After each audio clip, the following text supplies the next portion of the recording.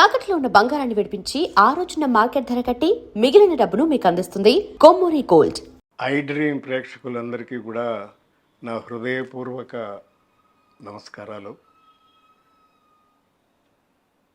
ఈరోజు చాలా సుదినం, ముఖ్యంగా నాకెంతో ప్రాముఖ్యం గల రోజు.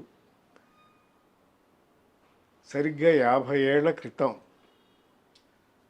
నేను నటించిన తొలి చిత్రం అంతులేని కథ. ఆ సినిమాలో నటించడం అనేది నిజంగా నా అదృష్టం. మా గురువుగారు కె బాలచంద్ర గారు, ఆయన దర్శకత్వంలో, అలాగే ఆయన అసోసియేట్ ఈరంకి శర్మ గారి ట్రైనింగ్లో నేను ఈ సినిమాలో నటించాం. ఇంకో విషయం ఏంటంటే, ఆ సినిమా రిలీజ్ చేసింది ఎన్టీ రామారావు గారి cinema Aradhana. Sir super duper hit cinema. Sir NT Rama Rao garu, Vanisri గారు నటించినటువంటి ఆరాధన సినిమా మీద డైరెక్ట్గా రిలీజ్ చేశారు ఈ అంతులేని కథ. అది లక్ష్మీ ఫిలిమ్స్, ఇదేమో నవయుగ ఫిలిమ్స్. నవయుగ సంస్థ అంటేనే అందరికీ తెలుసు, మీరే కదా. మాదే.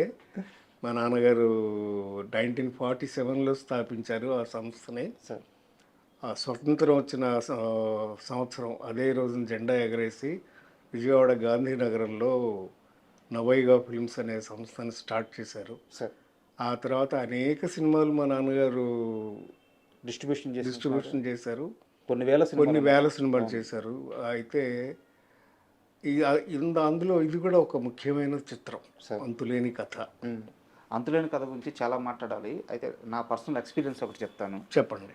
కొంత వయసు వచ్చిన తర్వాత మణిరత్నం గారి సినిమాలని ఆరాధించడం మొదలుపెట్టాను. అవును. యువ అని ఒక సినిమా ఉంటుంది. అవును. దాంట్లో కథ ఒక దగ్గర స్టార్ట్ అవుద్ది. 3 క్యారెక్టర్లు ఉంటాయి. కథ జరిగి మళ్ళీ ఎక్కడైతే ఫస్ట్ క్యారెక్టర్ స్టార్ట్ అయిందో రెండో క్యారెక్టర్ మళ్ళీ అక్కడికి వచ్చి ఆ క్యారెక్టర్ స్టార్ట్ అవుద్ది. Okay, good. అంటే స్క్రీన్ ప్లేకి ఒక ఫుల్ఫిల్నెస్ లాగా ఉంటుంది అనమాట అది. అవును, ఆయన గొప్ప దర్శకుడు ఆయన.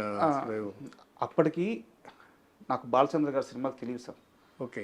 అంటే నేను ఇంకా సినిమా లోతుల్లోకి వెళ్ళలేదు, అప్పుడప్పుడు చూస్తున్నాను. Okay okay. ఆ స్క్రీన్ ప్లే చూసి అబ్బా ఇలాంటి ఒక స్క్రీన్ ప్లే ఉంటుందా, కథను చెప్పే విధానం ఇలా ఉంటుందా అని చెప్పి చాలా ముచ్చటపడ్డా, చాలా ఆనందపడ్డా. మణిరత్నం గారిని అడ్మైర్ చేయడం స్టార్ట్ చేశాను. కానీ కొంత వయసు వచ్చిన తర్వాత అంతులేని కథ చూసా.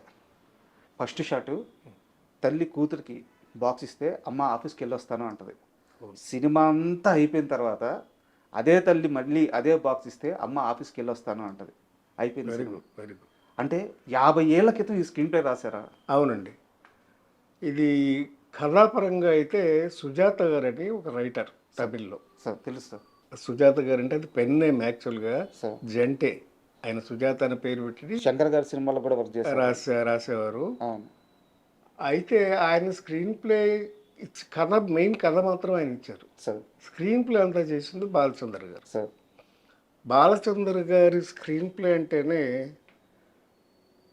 పాత్ర ప్రధానంగా ఉంటుంది. సెంట్రల్ ఆఫ్ ఐడియా కంటే కూడా సజీవంగా ఉంటాయి పాత్రలు.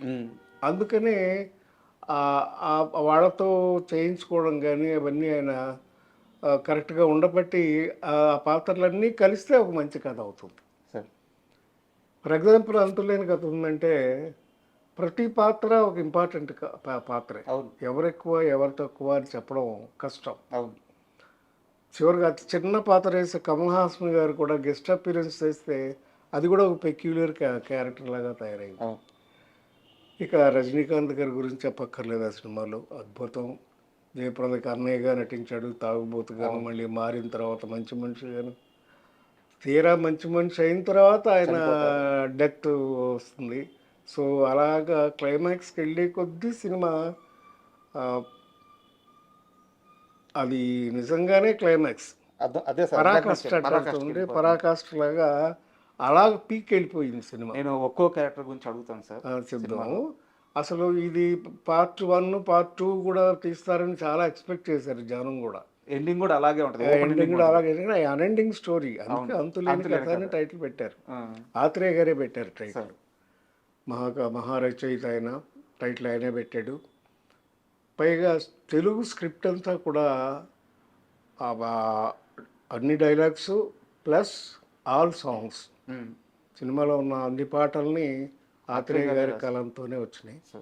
ఆయన అద్భుతమైన సాంగ్స్ రాశారు.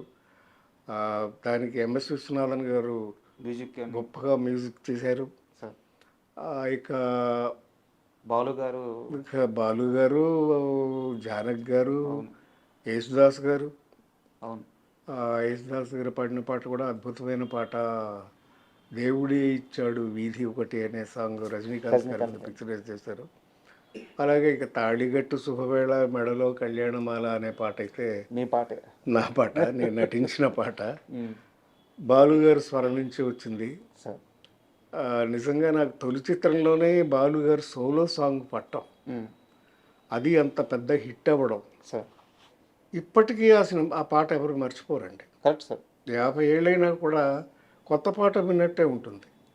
ఆబాల గోపాలానికి చిన్నపిల్లల దగ్గర నుంచి పెద్దవాళ్ళ వరకు అందరికీ కూడా మనోరంజకంగా ఉంటుంది.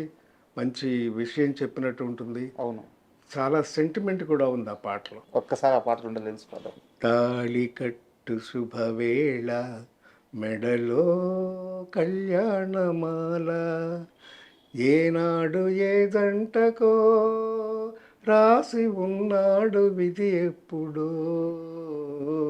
తాళి కట్టు శుభవేళ మెడలో కళ్యాణమాల అవుతుంది పాట.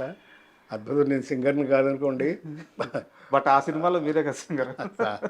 అంటే నేను నటించాను. ఆ సినిమా గురించి మాట్లాడేటప్పుడు సార్, మీ పాత్ర గురించి తీసుకుంటే సినిమా మొత్తం మీద సరిత క్యారెక్టర్ని ఒక పులిలాగా చూపించారు. అవును. కానీ మీరు గమనించారా, సినిమాలో సరిత కాస్త నవ్వుతూ మాట్లాడేది ఒక్క మీ క్యారెక్టర్తోనే. కరెక్ట్. ఆఖరికి తను ప్రేమించిన వ్యక్తితో కూడా స్ట్రిక్ట్గానే ఉంటారు, గట్టిగానే మాట్లాడుతుంటారు. అత్తగారింటికి వెళ్తే అత్తగారితో కూడా అలాగే మాట్లాడుతారు. అంటే సరిత పాత్రకి మాస్క్ లేకుండా ఒక అమ్మాయి ఎలా అలా ఉండేది ఒక్క మీ దగ్గర మాత్రమే.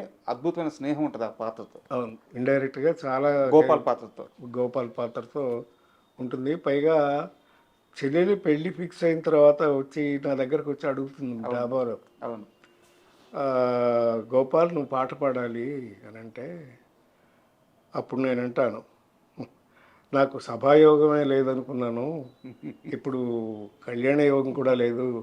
అంటే నేను ప్రేమించాను, అఫ్కోర్స్ నాది వన్ సైడ్ లవ్ అనుకోండి, అయినా కూడా నాకు సభాయోగం కల్పిస్తున్నారు, నేను తప్పకుండా పాడతానని చెప్పేసి ఒప్పుకుంటాడు.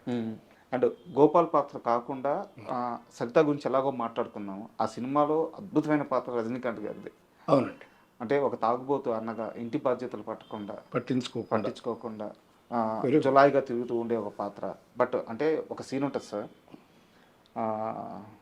భార్య ఇంటికి తాగొస్తాడు, చెల్లెలు తిట్టి తరిమేస్తుంది, బయటికి వెళ్ళి దేవుడే ఇచ్చాడు వీధి ఒకటని పాట పాడుకుంటాడు.